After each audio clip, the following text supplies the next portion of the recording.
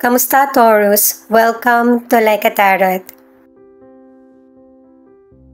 Alamin muna natin ang message ng angel number mo at saka ang rune.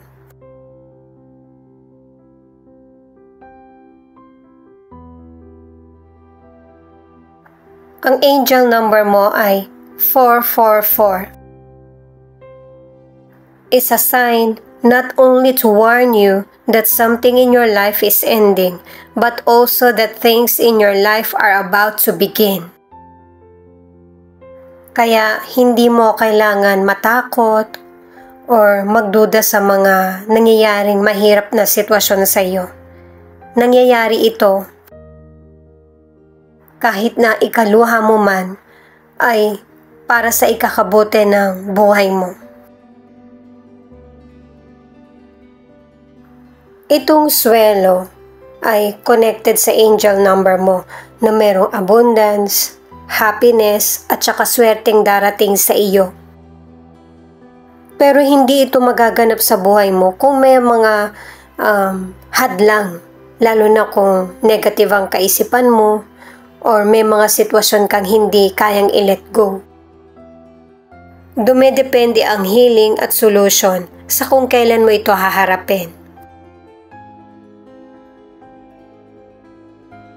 Itong dagas, kung meron mang hindi klarong sitwasyon sa buhay mo, bibigyan ka ng ilaw ng universe na para makita mo lahat at masolusyonan mo at maharap.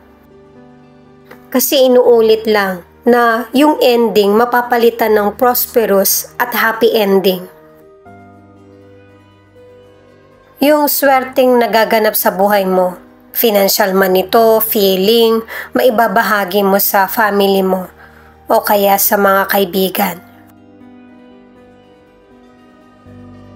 Paalala para sa mga bagong viewers na ang reading na ito ay timeless reading. General reading, ano man ang edad mo or gender mo, kunin mo lang kung ano yung akma sa sitwasyon mo. At saka ikaw na rin magpalit kung si person mo ba ito or ikaw. At ito ang start ng 1 week reading mo.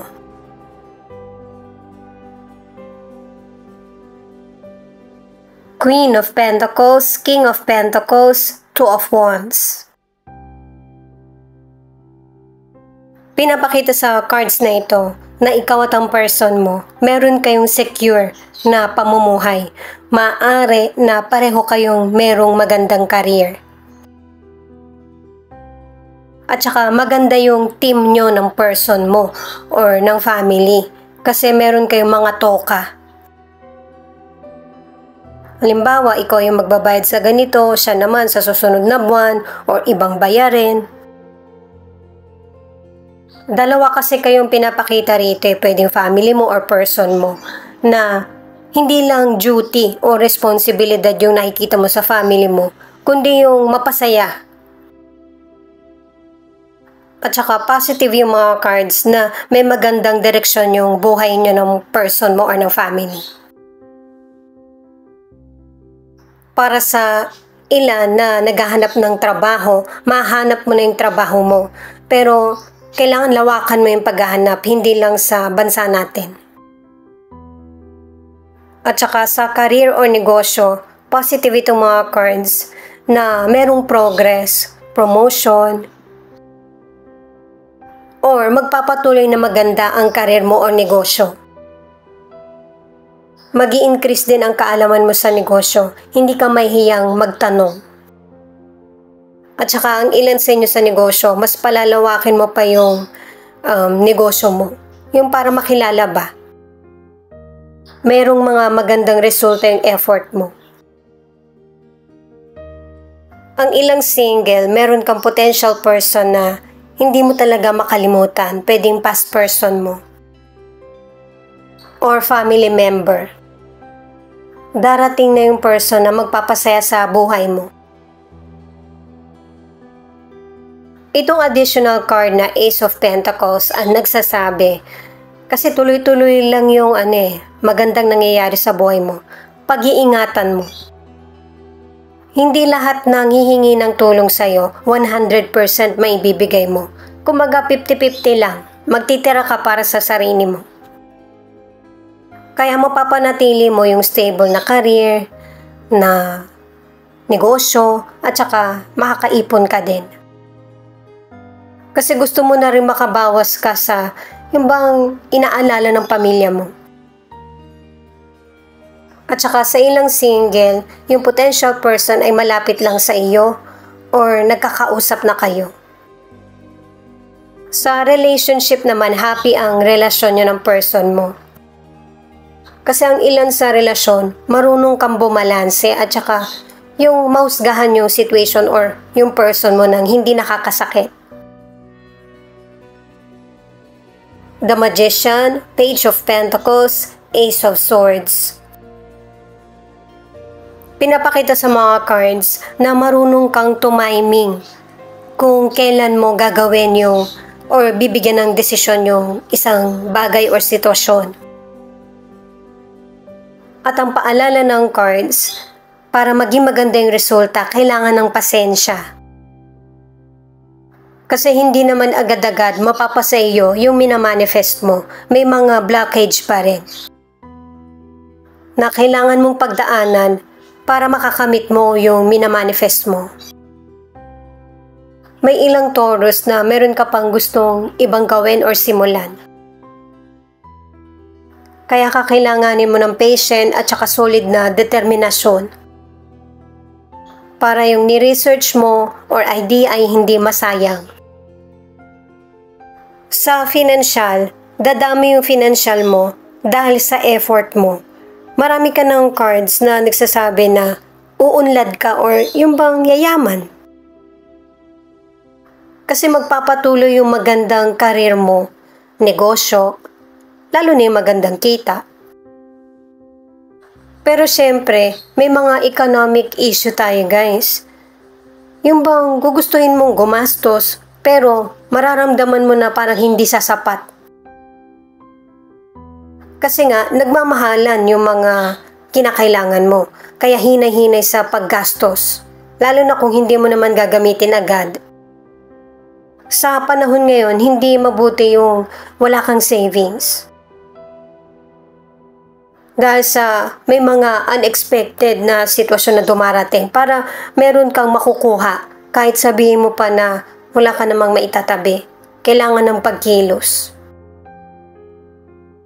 Para kapag merong dumating na sitwasyon, meron kang magagawa sa mga tao sa paligid mo or para sa sarili mo. Lalo na't pinapakita sa mga cards na may mga taong manghihiram sa iyo. Tulungan mo pero wag ibigay lahat. Single ka man or nasa relationship, ma-overcome mo na kung ano man yung mga hadlang or problem mo sa buhay or sa feeling. Itong The Fool in Reverse, sinasabi na may mga situation na hindi mo matatimingan or may mga mali kang desisyon na gagawin. Kaya nga, pinapaalalahanan ka na ng mga naunang cards na kailangan mong balansehin lahat at magtitira ka para sa sarili mo. Kasi merong situation na mag-fail. Pwedeng sa love life, sa career mo, o kaya sa negosyo, isa dun. Pero marami namang positive na mas magpapasaya sa iyo. Para sa ilang single, yung potential person na makikilala mo ay stable yung pamumuhay niya or career.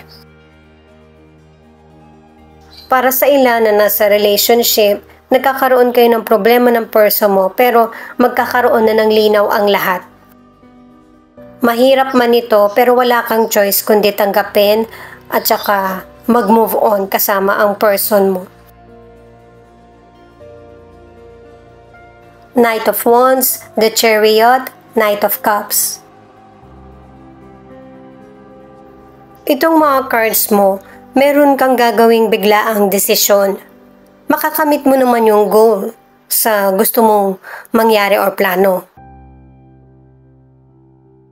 Pero habang maganda yung daloy ng buhay mo, kailangan na-handle mo ito ng tama or balanse. Kasi may isang sitwasyon sa buhay mo, pwedeng love, career, o negosyo na mahihirapan kang makontrol. Kasi may ilang Taurus na ikaw tatahakin mo yung journey ng buhay mo na mag-isa. At yung person mo naghihintay lang kung ano yung magiging resulta. Ikaw yung pinaka nag-e-effort. Maaari na ang ilan, merong problemang nagawa ang person mo, ikaw yung nag-aayos.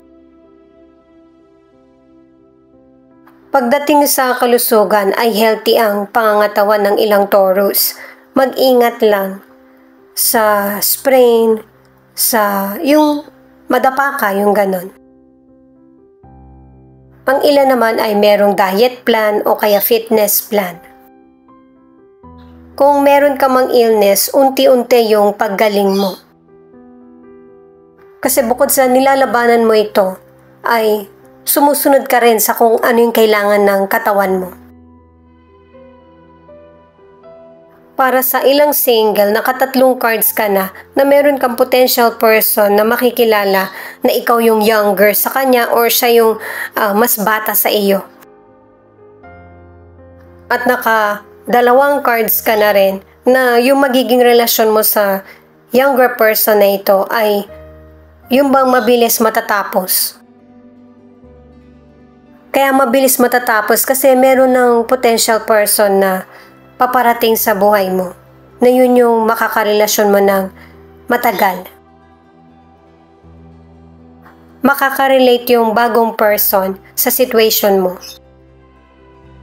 Ang ilang single, sasabihin mo sa sarili mo na hindi mo magugustuhan yung potential person. Pero kapag nakita mo siya, pareho kayong masyashock. Yung bang parang tumigil yung mundo nyo or oras. Maaari din na ang ilang Taurus, yung potential person ay dati mong kilala or nakarelasyon.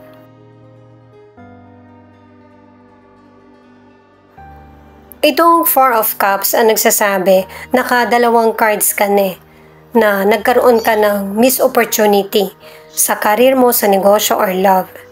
Pero pinapakita rito na pinapahinga mo lang yung sarili mo. Sinusuri mo kasi kung ano yung mga sitwasyon na hindi ka naging aware. At inaalam mo din kung ano yung mga makakapagpapuno sa mga kailangan mo. Ang ilan sa inyo sa relationship, lalo na kung LDR ang relasyon nyo, isa sa inyo yung person mo na yung bang hindi kaya na resolbahan yung problem sa relasyon. Ang gusto ng person mo, ikaw yung kakausap o kaya nasa tabi ka niya. Kasi yung person mo, hindi siya makapagdesisyon kapag hindi niya naririnig yung panig mo or kung ano man yung gusto mong sabihin. At pinapakita sa cards na ikaw tuloy yung mas nagiging problemado kaysa sa person mo. Ibalik nyo ulit yung teamwork nyo sa relasyon, lalo na sa ilang Taurus na kasama mo yung person mo or maayos pa rin yung relasyon nyo. Yung bang nagkakaroon kayo ng communication at saka pinagpapasensyahan mo talaga yung person mo or maybe family member. Ito naman yung feelings ng person mo na pwede rin ipakita kung ano yung feelings mo. Itong unang card, pinapakita na may mga situation na pinasukan yung person mo na nahihirapan siyang lusutan. Pwedeng patungkol sa money o kaya sa relasyon nyo. At yung person mo, ano man ang gender niya, gusto niyang yung maiba yung usapan. Hindi niya gustong ikwento sa'yo lahat. Yung malaman mo lang, yun yung importante sa kanya. Nakadalawang cards na siya na dishonest siya sa mga sinasabi niya sa'yo or pinapakita. Kumbaga may mga illegal siyang ginagawa na alam niyang yun yung magiging resulta ng galit mo. Posible din na ang ilan sa inyo, nagkahiwalay na kayo ng person mo or ito yung naging dahilan Kaya nagkahiwalay yung paglilihim ng person mo sa iyo. Taurus ka man or yung person mo yung Taurus, mas pinipili mo yung self-love. Yung isaayos mo na yung pakiramdam mo, situation or buhay mo. Kasi may ilan sa inyo na naapektuhan ka na rin sa situation or mga nalalaman mo patungkol sa person mo. Nung hindi mo pa alam yung situation, payapa yung kaisipan mo tsaka pakiramdam. Pero nung nalaman mo na, hindi ka na nagiging masaya, nagkaroon ng emotional damage, iniisip mo na bakit niya ginawa yung mga mali or hindi makakabuti sa relasyon nyo. At yung person mo, hindi niya sinasagot yung tawag mo or hindi niya sinasagot yung mga messages mo. Sinasabi niyang busy siya. Kasi gusto niyang makaiwas sa bawat tanong mo. Or kung ano talaga yung totoong naging problem. Kung ano yung pinagmulan. Kaya nga, kung successful ka sa buhay, hindi pa rin masasabi na magiging perfect. Kasi may isa dyan na magiging problema. Na kailangan mo ibalanse, itama, para hindi naman masira yung mga ibang pinaghirapan mo or binubuo. Aquarius, Scorpio, Pisces, Cancer, Capricorn, Aries. Ito yung ilan sa 12 zodiac sign na nangunguna sa reading na ito. Ito naman yung mga letra na posibleng andito yung letra ng pangalan ng person mo or letra ng pangalan mo. M, S, P, N, J, Q.